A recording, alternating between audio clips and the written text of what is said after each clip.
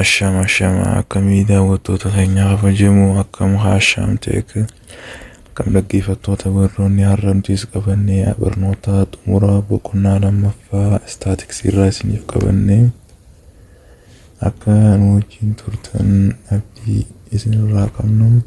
Namoonni haaraa taatan barnoota staatiksii isin dura dabree ilaaltanii kana wajjin akka itti fuftan isin gaafachaa. Barnoonni kan isinitti tole laayik godhuudhaan jajjabina nuuf godha. Har'amee barnoota keenya irraa haa eegallu.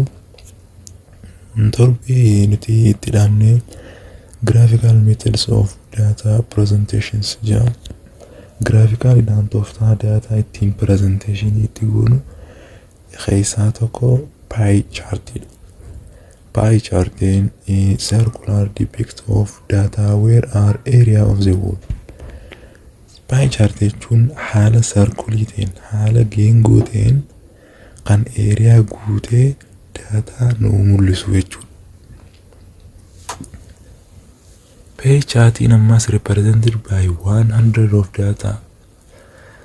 Dataan circulariin ta'e san dirqama parsantii 100 guutuu qaba jechuudha. Eega sarkilee kaafnee 100 kan guutuu yoo ta'u pie chart jennaan. Pie chart is present percentage breakdown of the sub-levels. Circulariin akkasii uumame san percentageidhaan kan taa'u sun jechuun breakdown ta'a. Sadarkaadhaan bakka babbanaa parsantiidhaan 100 guutuu sub-levelii qabaachuu qabaachuu. Mee isa kana fakkeenyaaf ilaallu. Fakkeenyi isaa kun akka kana pie chart percentageidhaan akkanatti kaayamaa jechuudha. Amma hammi as jiru kun parsantaa 25, kaasiin jiru 35, kaasiin jiru 40. Isa kana yoo walitti daballu ta'e parsantaa 100 guutaa jechuudha. By the way, pie chart kana yeroo kan fayyadamnu yoo hojjetan taatan fakkeenyaaf library keessa fa'a. Barnoonni fakkeenyaaf management-dhaaf library field management parsantaa 35 jira. Kan akkasuma economics-dha parsantaa 25 bitamee jira. Kan accounting-dha parsantaa 40 bitamee taa'e. Yeroo haayuu fedhe gabaasa akka sarkulaarii kana baay'ee hedduudha wanni itti fayyadamnu. Gabaasa kanaan galchinaa jechuudha parsantii 100 isaa guunnee. Okay, kan itti aanu bar graph jedhama. Bar graphiin kun it is represent or present qualitative class in horizontals. Horizontal yeroo kan jentan horizontal yeroo hunda x axis kana jala horizontal jechuun maali? X axis kana bala sarara akkanatti asiin dalgee deemu kun horizontal jennaan. Horizontal kana jala maal kaayuu qabna? It is class in horizontal and frequency class in vertical axis. Vertical in sarara kana oluu deemu kana vertical jennaan. Inni kun maal dhufe? Frequency class keenyaa jechuudha. Akkuma example kana dura ittiin hojjennetti frequency meeqa akka ta'e as jalatti kaayyatanii gama jalaa kanas class interval seena. Asitti class qofa jee dhaabbate class interval. Class interval keenya akkanatti as jalaan keenya midpoint. Yeroo kana deebisaan keenya haala kanaan taa'uu qaba jechuudha. Haala kana agartan kana walirraa sissiqee haala kana yoo kan taa'ute bar graph jennaan walirraa sissiqee jechuudha. Haitiano histogram. Histogram it is one of the more widely used for quantitative data. Histogram jechuun irra caalatti karaa ittiin fayyadaman quantitative keessaa isa tokko. Quantitative yeroo jennu lakkoofsaan kan ibsan. Lakkoofsaan kan ibsan keessaa irra caalatti histogram kana fayyadamaa jechuudha. In the horizontal axis kana irratti jechuudha. X axis jechuun class interval or wheels isa kanas jala hayyina teebilii dura daleen example san irraa hubattanii kun fakkeenya biraatiin kaa'e fakkeenya saniin as jalatti yoo hankeessan ta'e class interval asitti qaisu jechuun asiin akkuma kaanii frequency asiin keessanii jechuun frequency kana yeroo keessan kun amma walitti mamaxxaneeta yeroo hojjetamu laa graafiidhaan walitti mamaxxanaadha.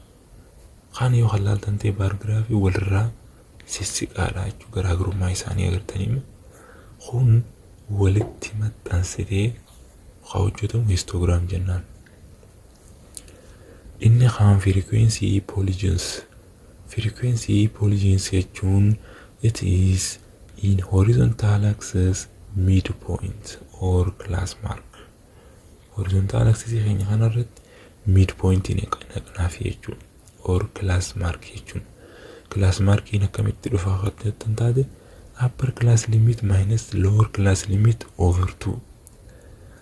Akkasuma teebilii jalatti kan dalayne part suurratti sanarratti akka gaariitti isiniif ibsamee jeetii yaada. Isuma kanas jala fiddanii jechuudha. Yeroo frequency polygon gaafatamtan asiin garaagarummaan vertical line ammas akkuma histogramiti frequency class asuma jalanidha. Akkuma histogramiti histogramii fi garaagarummaan isaanii asumatti horizontal axis jechuudha.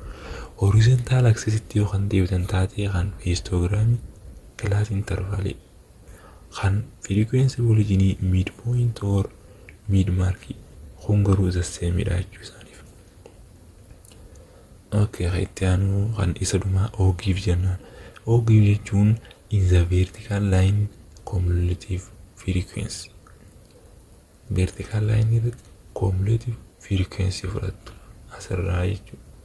Cumulative frequency akkuma beekamu ida'ama frequency dhaatiin kan dhufu frequency cumulative jennaan jechuudha. Isa kana vertical axis dha jechuudha. Asitti immoo garaagara ta'e jechuudha. Polygonii fi histogram irraa garaagara ta'e asirratti isaan lamaan frequency dha fayyadamu. Kun cumulative frequency fayyadama. In horizontal axis class interval is used in ogive. Ogive irratti ono picture agartan kanarratti class interval fayyadamne jechuudha. Class interval kana akka eenyuti qaba yoo kan jettanii ilaaltan ta'e histogramii kana qaba. Asitti takkummaa ni qaban. Class interval wajjin wal fakkaatu jechuudha horizontal irratti ogiiviin garuu bakka frequency kanatti wal dabsaa jechuudha isaan hundarraa addata. Inni kun maal fayyadama? Cumulative frequency fayyadamaa jechuudha. Akkanatti hubachuun gaariidha jenna.